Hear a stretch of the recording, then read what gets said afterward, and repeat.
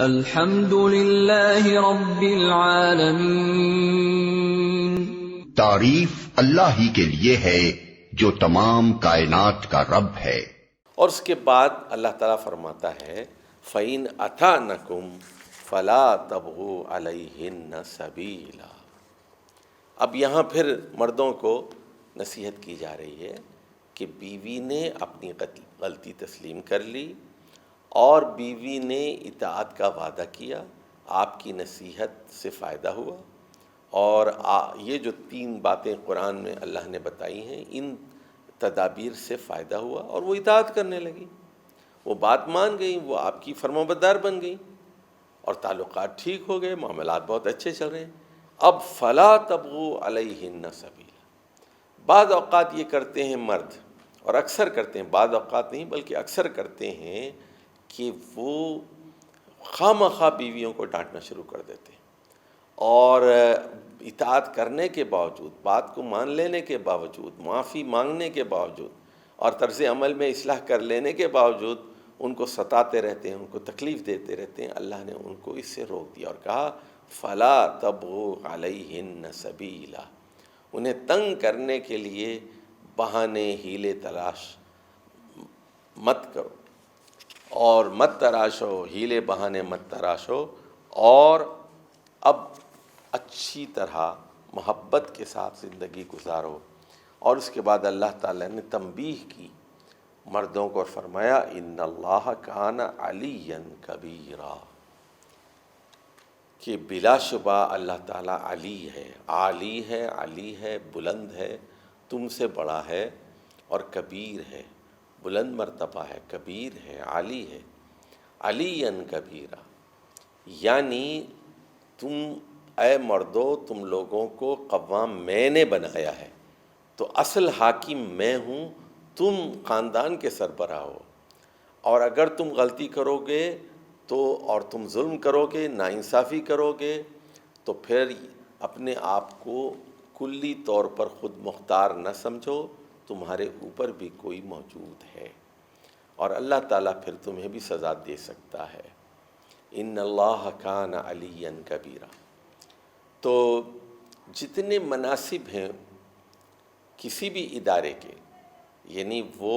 Police کا ادارہ ہو، مالگزاری کا ادارہ ہو، فوج کا ادارہ ہو، عدلیہ کا ادارہ ہو، حکومت کا ادارہ ہو، وزراء کا ہو، کوئی بھی سربراہ اپنے آپ کو خود مختار نہ سمجھے، بلکہ اس کے پاس جتنے اختیارات ہیں وہ ڈیلیگیٹڈ پاورز ہیں، وہ تفویضی اختیارات ہیں۔ اللہ نے ان کو یہ حق دیا ہے، اس حق کا وہ ناجائز استعمال نہ کریں، ابیوز آف پاور نہ کریں، اپنے اختیارات سے تجاوز نہ کریں، حدود کو پامال نہ کریں، اور لمٹس کو کراس نہ کریں۔ اب دیکھیے ایک اور بڑی اہم بات جو قرآن بتا رہا ہے اگلی آیت میں، وَإِنْ خِفْتُمْ شِقَاقَ بَيْنِهِمَا فَابْعَثُوا حَكَمًا مِّنْ أَهْلِهِ وَحَكَمًا مِّنْ أَهْلِهَا۔ اور اگر تم لوگوں کو اندیشہ ہو کہ دونوں کے درمیان پھوٹ پڑ جائے گی اور معاملہ طلاق تک پہنچ جائے گا، فَابْعَثُوا حَكَمًا مِّنْ أَهْلِهِ، تو ایک حکم کا تعین کرو، من اہلہ، شوہر کی طرف سے ایک حکم، شوہر کے دوستوں میں سے، شوہر کے رشتہ داروں میں سے، شوہر کے جاننے والوں میں سے، شوہر کی طرف سے ایک حکم، اور وَحَكَمًا مِّنْ أَهْلِهَا، اور بیوی کی طرف سے ایک حکم۔ اب اس آیت سے جو بات معلوم ہو رہی ہے کہ میاں بیوی کے اختلافات بڑھ رہے ہیں، تو رشتہ داروں کا، خاندان والوں کا، محلے والوں کا، دوستوں کا یہ کام نہیں ہے کہ وہ خاموش تماشائی بنے بیٹھے رہیں، بلکہ انہیں اپنا کردار ادا کرنا چاہیے، انہیں مداخلت کرنی چاہیے، انہیں پوچھنا چاہیے کہ بھائی صاحب کیا مسئلہ ہے بتائیے، ہم آپ کے مسئلے کو حل کرنے کی کوشش کرتے ہیں۔ اور اسی طرح انہیں یہ کہنا چاہیے کہ بہن جی کیا مسئلہ ہے، ہم آپ کے مسئلے کو حل کرنے کی کوشش کرتے ہیں، آپ کو کیا شکایت ہے، آپ کو کیا شکایت ہے، آپ کیوں آپس میں لڑتے جھگڑتے ہیں۔ تو اللہ تعالیٰ، اب یہ دیکھیے یہ پورا معاشرہ ہے، اس میں لڑکی کا باپ، لڑکی کی ماں اور لڑکے کے باپ اور لڑکے کی ماں، لڑکے کی بہنیں اور لڑکی کی بہنیں، بھائی، ان سب کی ذمہ داری بنتی ہے کہ وہ سر جوڑ کر بیٹھیں اور جذبات سے کام نہ لیں، غصے سے کام نہ لیں. اس نکاح کو بچانا ہے، اور اس نکاح کے نتیجے میں جو اولاد ہوئی ہے ان کے حقوق کا تحفظ کرنا ہے، اور یہ جاننے کی کوشش کرنا ہے کہ زیادتی کس کی طرف سے ہو رہی ہے. کیا ایک ظالم ہے ایک مظلوم ہے، یا دونوں ظالم ہیں، یا ایک زیادہ ظالم ہے ایک کم ظالم ہے؟ اس کا تعین کرنا بہت ضروری ہے. بعض وقت یہ ہوتا ہے کہ دونوں برابر کے مجرم ہوتے ہیں، اس کا بھی 50% قصور ہوتا ہے، اس کا بھی 50% قصور ہوتا ہے.